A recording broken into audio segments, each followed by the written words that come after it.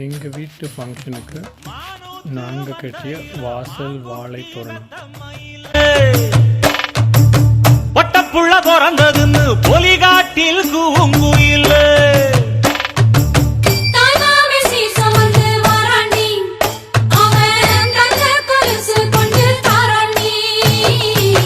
சிறு சுமந்த சாதி சனவே ஆறு கடந்தா ஊரு வருவே.